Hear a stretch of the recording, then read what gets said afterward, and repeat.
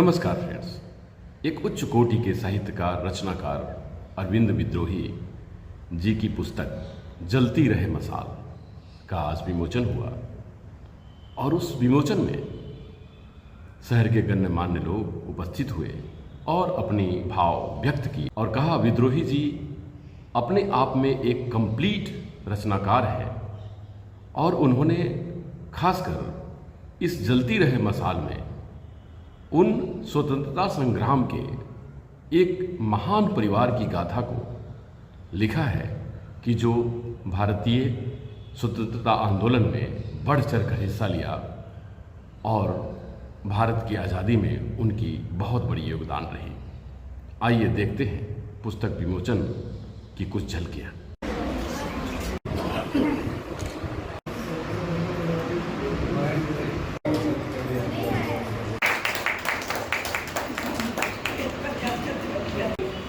एक नामवर साहित्यकार रहे हैं, उनकी आज जन्म तिथि भी है, उनकी तस्वीर आज लगी हुई है। हम मंचासीन अतिथिगण से आग्रह करेंगे।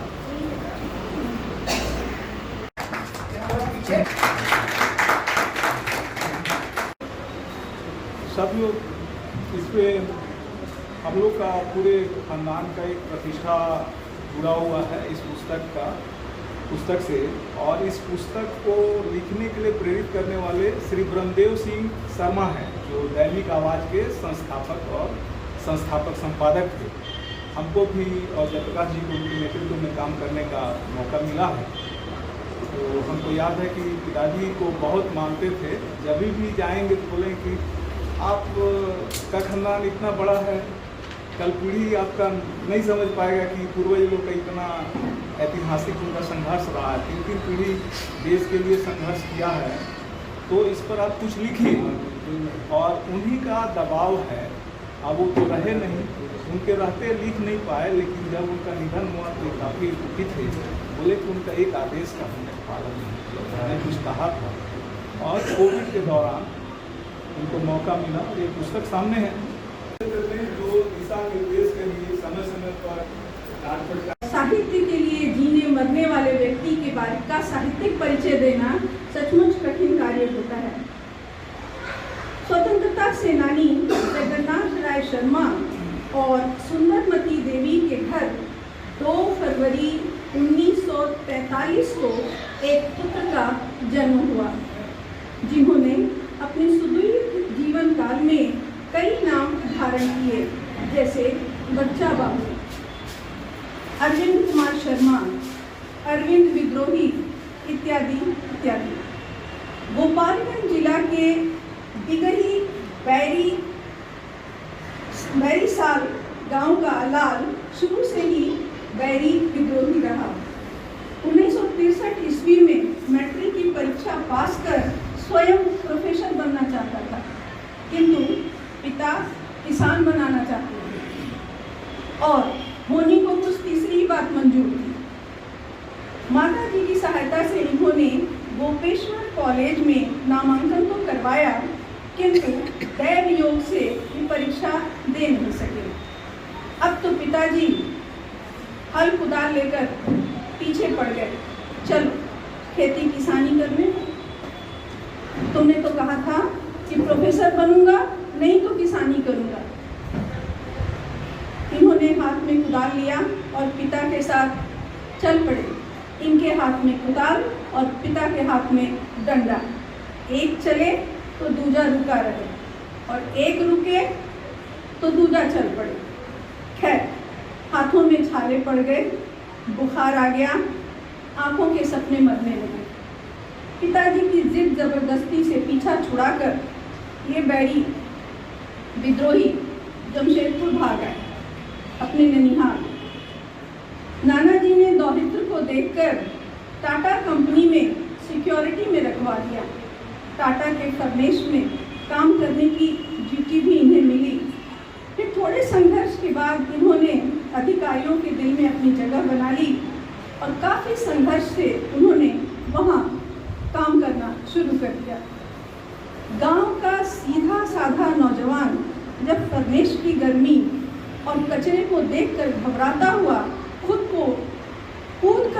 बाहर आ जाता है तो ऐसा ही कोई समय रहा होगा जब उसने सोचा होगा कि मेरा परिवार है, घर है, अब मैं यहाँ से भागकर कहाँ जाऊँगा, क्योंकि गांव से भागकर तो यहाँ आ चुका हूँ। और वह फिर उस काम में लग जाता है। धीरे धीरे वह अपने काम का मास्टर हो जाता है।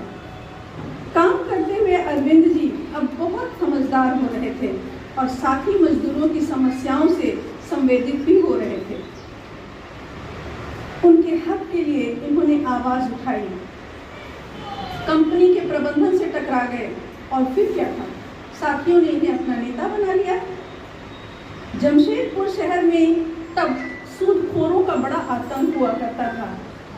अधिकांश मजदूर घर में पैसे भेजते थे और इसके लिए वो कर्ज में डूब जाते थे। इसी समय इन्होंने एक बहुत सुंदर और कठोर कदम उठाया। उन्होंने साथी मजदूरों के आपातकाल के लिए पैसों के प्रबंधन के लिए फंड इकट्ठा करना शुरू किया, उन्हीं से लेकर जमा करना शुरू किया और इस तरह उनके आपातकाल के लिए उन्होंने पैसों की एक अच्छी व्यवस्था कर दी। उनके सम्मान और उनके हक के लिए ये बारंबार प्रबंधन से टकराते रहे। चार्जशीट तो मिलना ही था, सो मिल गया। एक नहीं, कई बार चार्जशीट मिले और सन 1969 ईस्वी के ऐतिहासिक मजदूर आंदोलन में इन्हें नौकरी से बर्खास्त कर दिया गया। 9 वर्षों तक इन्होंने नौकरी से ये बर्खास्त रहे। कैसी स्थिति रही होगी जब इनका घर परिवार बाल बच्चे होंगे और ये नौकरी से बर्खास्त गांव छोड़कर आ चुके थे। भला अरविंद विद्रोही ये थे, कब ठहरने वाले? अपने गृह जिला फिर आए और खेत मजदूरों, चीनी मिल मजदूरों और बीड़ी मजदूरों के लिए फिर इन्होंने उनके हक और सम्मान के लिए लड़ाई करना वहाँ शुरू कर दिया। अब तक अरविंद जी एक भोले भाले गवई नौजवान से एक चिंतनशील, संघर्षशील और नेतृत्व गुण से ओतप्रोत सामाजिक व्यक्तित्व के रूप में ढल चुके थे। राजनीतिक हलकों में भी इनका नाम सुनाई देने लगा था। वो भी क्यों न, लगातार संघर्ष ने इन्हें जुझारू बना दिया था, जिसमें इन्हें चिंतन और लेखन की खास जरूरत भी पड़ रही थी। इसी क्रम में इनका नाम विद्रोही सुनिश्चित हो गया। लेखन की दिलचस्पी से ये प्रगतिशील लेखक संघ एवं विश्व भोजपुरी संगठन के झारखंड इकाई के सचिव पद को सुशोभित करते रहे और साथ ही जनवादी लेखक संघ में इनकी पकड़ बनी रही। के आजीवन सदस्य होते हुए इसके प्रांतीय संगठन के सचिव भी ये इस समय रहे। संप्रति जनवादी लेखक संघ राष्ट्रीय समिति में ये होते हुए प्रांतीय संगठन की कार्यकारिणी में अपना नाम सुशोभित कर रहे हैं। आपने एक बहुत बड़ा काम किया और वो ये कि जिस छत के नीचे हम बैठे हुए हैं, जिस जमीन पर हम बैठे हुए हैं और इस कार्यक्रम का आनंद उठा रहे हैं, ये भवन, ये चारदीवारी इनके प्रयास का देन है। एक ताली को बंद इनके इस भागीरथ प्रयास का ये फल है कि इस प्राइम लोकेशन पर हम समारोह कर रहे हैं, हम मिलते हैं, हम यहाँ पर विचार गोष्ठी करते हैं, कवि सम्मेलन करते हैं। एक सुनिश्चित जगह, एक मुफीद जगह हम लोगों को प्राप्त हुआ है। ये एक बहुत अच्छी बात है। दूसरी एक बहुत खास बात है कि जमशेदपुर की धरती से हास्य व्यंग्य की पत्रिका विदूषक प्रकाशित कर इन्होंने राष्ट्रीय फलक पर जमशेदपुर का नाम रोशन किया है। यह भी इनकी बहुत बड़ी देन है। हिंदी और भोजपुरी में आपकी कई पुस्तकें प्रकाशित हुई हैं, जैसे लकीर, जैसे भोजपुरी कहानी संग्रह, शिलालेख 21, नाक के नीचे नाक, दांत के नीचे दांत, भूली बिसरी यादें, मजदूर आंदोलन की स्मृतियाँ, विद्रोह के स्वर भाग 1 और भाग 2 काव्य संग्रह, प्रभात खबर और चमकता आईना में भोजपुरी व्यंग्य के कॉलम भी ये लगातार लिखते रहे हैं। और अब आपके सामने है नई पुस्तक जलती रहे मशाल। ये मशाल जलती रहे। आकाशवाणी दिल्ली और जमशेदपुर से वार्ता प्रकाशित होती रहती है इनकी। अभी कुछ ही दिनों पहले मैं कहीं से हम लोग एक साथ आ रहे थे तो चाचा बता रहे थे कि अस्पताल से हृदयाघात के बाद ये काफ़ी दिनों तक अस्पताल में रहे और अस्पताल से आने के बाद इन्होंने जो लेखनी उठाई लगभग 40 आलेख इन्होंने लिख दिया है और वो भी। और ये पूरी किताब को मैंने पढ़ा है। आज सुबह से मैं इसी को पढ़ा क्योंकि मुझे प्राप्त हो गया था तो मैंने इसको पूरा पढ़ा है। बहुत प्रयास किया है इन्होंने, मेहनत किया है और यही भारतीय संस्कृति की विशेषता है। और यह पुस्तक इस बात का साक्षी है कि मैं कभी कभी मंच पर बोल देता हूँ, कुछ मित्र नाराज हो जाते हैं कि एक अवधारणा है कि आज बाहर से आए और मैं कहता हूँ यह हो ही नहीं सकता। इसके लिए किसी प्रमाण की जरूरत नहीं है, ये किताब इसका प्रमाण है कि भारत के जो लोग हैं अपने पूर्वजों को नहीं भूलते। हम उनका श्राद्ध करते हैं, वार्षिक श्राद्ध करते हैं, कहाँ कहाँ गया बद्रीनाथ, कहाँ कहाँ पिंडदान करते, ये परंपरा है। हम अपना विचार बदल सकते हैं, धर्म बदल सकते हैं, सब कुछ बदल सकते हैं, संस्कृति नहीं बदल सकते। वो आता है, ये हमारे खून में है। हम अपने पूर्वजों को याद कर गौरव बोध करते हैं, अनुभव करते, अनुभूति होती है, गौरव की अनुभूति होती है। दिनेश जी हमारे गार्जियन और जैसा कि हमारे प्रिंसिपल साहब ने कहा कि आज का दूल्हा और आज के लेखक अरविंद विद्रोही उन महान सपूतों को याद करने का समय जिनकी कहानियां इस पुस्तक में लिखी गई। मैं सबसे पहले उन महान सपूतों को अपनी श्रद्धा सुमन अर्पित करता हूँ कि जिन्होंने विद्रोही जी में इस पुस्तक में अपने मेहनत और लगन और लेखनी से इसमें सजोने की कोशिश की है। हमारे आज सौभाग्य है कि इस भोजपुरी समाज के विश्व पितामह नागेश्वर जी का हम लोग को पुष्प अर्पण करने का सौभाग्य मिला है। मैं उन्हें भी याद करते देखा तो नहीं हूँ, लेकिन भोजपुरी अब हमारे रंग रंग में भरा हुआ है। हम लोग के दादाजी कहते थे कि भोजपुरी भाषा तुम लोग गांव में जाकर गांव से निकलकर भूल गया है कि याद है। हम दादाजी से कहते हैं कि दादाजी भोजपुरी एक ऐसी चीज़ है कि जिसमें अंदर एक बार चली गई वो निकलने वाली नहीं। हम हिंदी बोले या इंग्लिश, लोग कहते हैं कि जरूर है भोजपुर कराने वाला। तो आप एक भीष्म पितामह को जिन्होंने हमें पुष्प अर्पित करने का सौभाग्य मिला और दूसरा आज के लेखक, इन्हें भी आने वाली पीढ़ी याद करेगी कि भोजपुरी के स्तंभ के रूप में हम लोगों के समाज के रूप में है। मैं विद्रोही जी को, इनका नाम तो है अरविंद। अरविंद का मतलब होता है कमल का फूल, लेकिन टाइटल जो लगाए उन्होंने विद्रोही। अभी इनका परिचय कराया गया कि ये कम्युनिस्ट दिमाग के, मतलब इनका लेखनी जो बोलती थी वो लगता था या थे, इनकी विचारधारा कम्युनिस्ट की थी। मैं साहित्यकार नहीं हूँ, मैं पहले बोलता था अपनी मेरी गलती को आप लोग क्षमा करें, मैं कॉमर्स का विद्यार्थी रहा, लेकिन कॉमर्स ने मुझे एक चीज़ समझाया कि दो तरह के काम मत करना। डेबिट उतना ही होता है जितना क्रेडिट में होता है। बैलेंस शीट दोनों साइड बराबर होता है, यानी बराबर का भाव लेकर चलना, और बराबर की भाव समाज में लाने वाला व्यक्ति हमेशा विद्रोही ही होता है। आप जब भी देखेंगे किसी भी चीज में समानता लाने के लिए एक व्यक्ति को नाखुश करना ही पड़ेगा। अगर आप पंचायत में जाकर किसी पक्ष में बोलेंगे तो दूसरे के विपक्ष में बोलना ही पड़ेगा। अगर यही कम्युनिज्म है तो मैं आपको सलाम करता हूं और उन लोगों को भी सलाम करता हूं। लेकिन मुझे जहां तक साहित्य पढ़ने का और इतिहास पढ़ने का मौका मिला है, इसमें थोड़ा मेरे दिमाग में जो आता है नहीं, उसमें लगता है कि कुछ विद्रोही है, कुछ विद्रोह है, कुछ मतांतर है, कुछ द्वेष है। कि साहित्यकार जो होता है वह कभी भी लेफ्टिस्ट और राइटिस्ट तो हो ही नहीं सकता। ऐसे तो हर चीज में होता है। हम अर्थशास्त्र में पढ़ाते हैं कि जहाँ 6 अर्थशास्त्री इकट्ठा होते हैं 7वां मत आ जाता है। अगर मत में भिन्नता हो तो उसको हम लोग किसी समाज और किसी पार्टी से बांध नहीं सकते।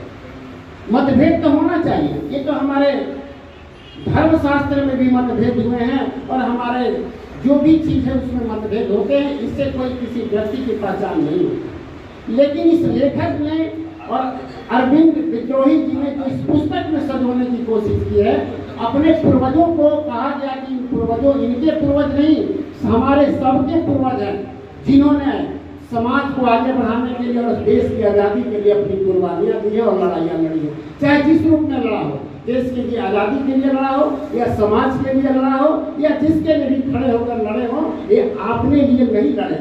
इसलिए वो आपके परिवार नहीं सर, ये पूरे देश के परिवार है। देश इन पर गर्व करता है और ये देश की संपत्ति है, इसे सजो कर रखना। और आपने जो सजोया है ये आप काबिले तारीफ है। आज का दिन हम सबों के लिए सौभाग्य का दिन है। ये आपकी पुस्तक नहीं है, ये समाज की पुस्तक है। आने वाला समाज इसे पढ़कर इनकी कहानियाँ पढ़ेगा और देश में जैसे जैसे लोगों ने अपनी कहानियाँ जिसे हम भूल चुके हैं उसे आपने याद दिलाया है। इसके लिए भी आप धन्यवाद के पात्र हैं।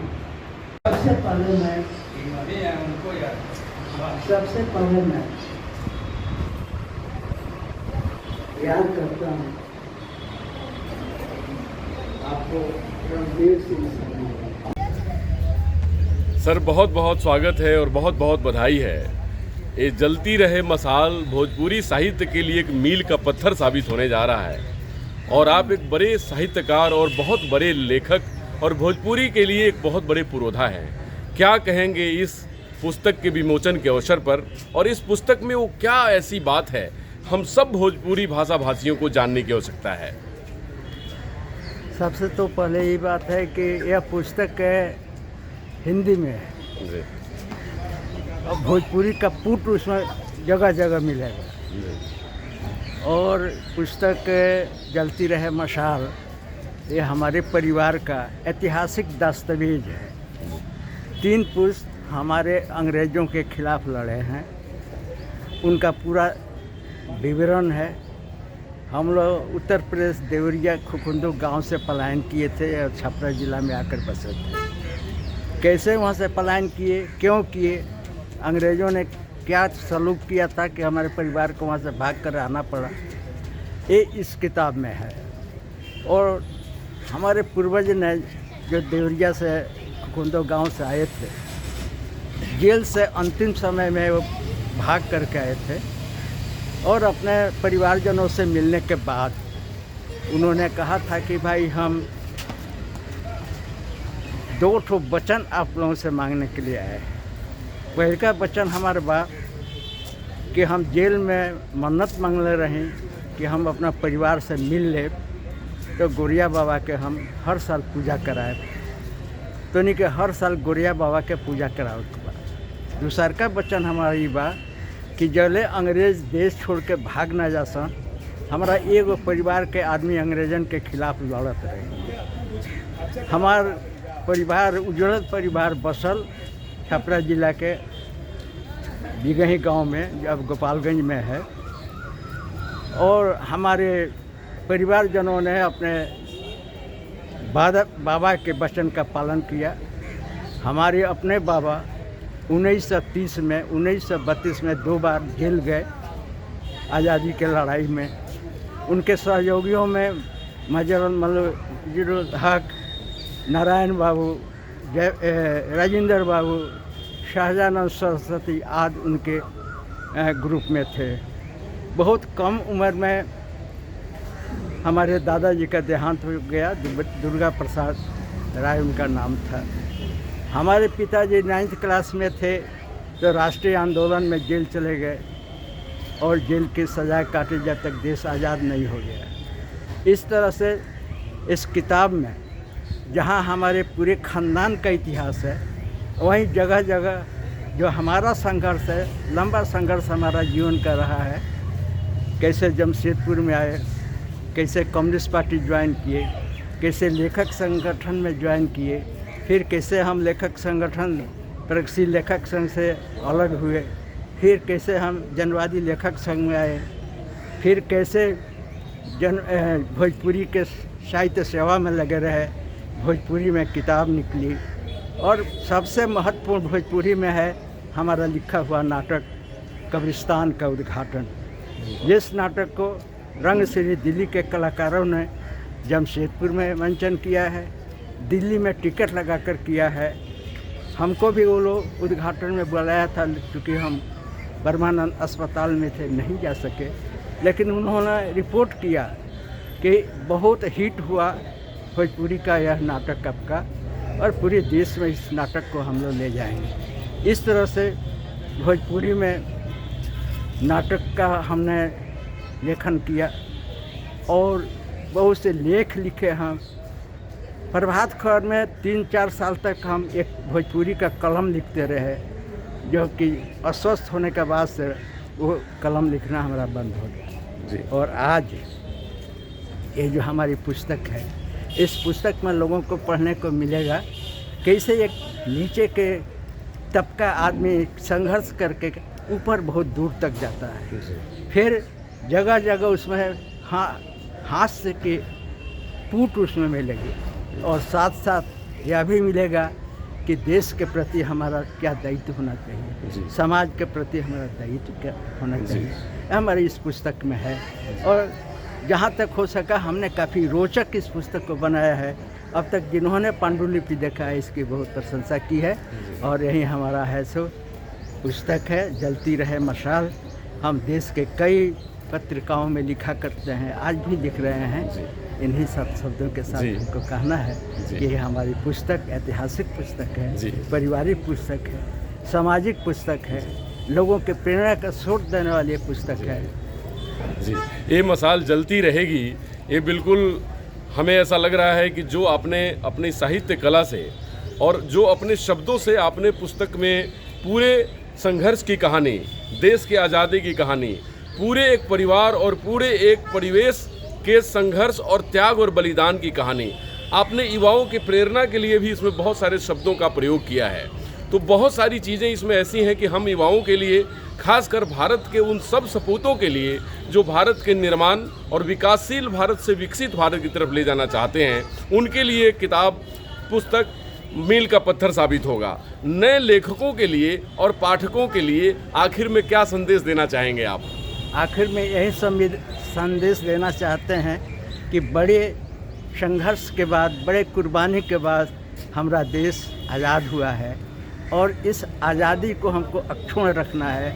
और देश की एकता और अखंडता के लिए जो निर्मित हमारा संविधान है, जिस संविधान हमको इजाज़त देता है देश के संपूर्ण देश की एकता के लिए, भाईचारा के लिए, उसकी है सो प्रतिष्ठा को हम बचा कर रखें, उस पर कहीं से आँच नहीं आने दें। हम अपने स्वतंत्रता आंदोलन के शहीदों को याद करें, और साथ साथ हमारा लोकतंत्र, हमारा जनतंत्र मजबूत रहे। इन्हीं बातों के साथ मैं संदेश देना चाहता हूँ कि सबसे जीवन का जो मुख्य आदर्श है सामाजिक चेतना जागृत करना, और साथ ही साथ एक संदेश देना नया पीढ़ी के लिए, जो राष्ट्रीय आंदोलन से जिनका परिचय नहीं हुआ है, जो देखे नहीं है, उनको हम एक चेतना दें, एक रास्ता दें। जी, इंडिया टीवी ऑनलाइन की तरफ से बहुत बहुत धन्यवाद और बधाई। मैं उम्मीद करता हूँ कि ये किताब, ये पुस्तक सभी पाठकों तक पहुँचे। नमस्कार सर। नमस्कार फ्रेंड्स, इंडिया टीवी ऑनलाइन की वीडियो को लाइक करें, शेयर करें, सब्सक्राइब करें। नमस्कार, डॉक्टर अनु शर्मा के साथ।